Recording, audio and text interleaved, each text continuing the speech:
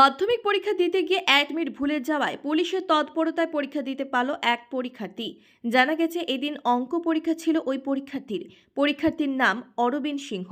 Islampur high স্কুলের ছাত্র। তার পরীক্ষা সেন্টার পড়েছে চোপড়াঝাড় আদর্শ বালিকা বিদ্যালয়ে।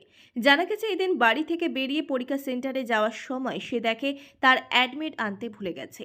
এরপর ইসলামপুর বাস টার্মিনাসে ট্রাফিক পুলিশের হেল্প ডেস্কে যোগাযোগ করলে তাকে বাইকে বসে বাড়ি থেকে অ্যাডমিট নিয়ে পরীক্ষা সেন্টারে পৌঁছে দেয় পুলিশ কর্মী।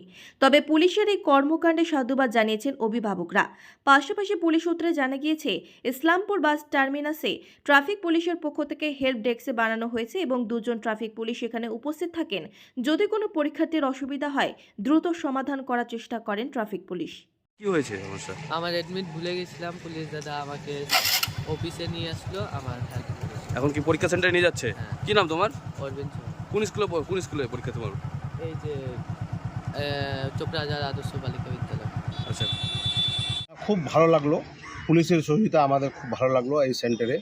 আর পুলিশ যে কাজটা করলো ওই ছেলের জন্য খুব ভালো করলো, আর পুলিশকে আমরা সাধুবাদ জানাই। শুধু এটা নয়, প্রথম থেকেই এইরকম কাণ্ড কীর্তি দেখা গিয়েছে যে যারা ভুল করে কিছু নিয়ে আসেনি, অ্যাডমিট রেজিস্ট্রেশন, তাদেরকে বাড়ি থেকে গিয়ে সেই জিনিস নিয়ে সেই পরীক্ষা কেন্দ্রে পৌঁছে দিয়েছে।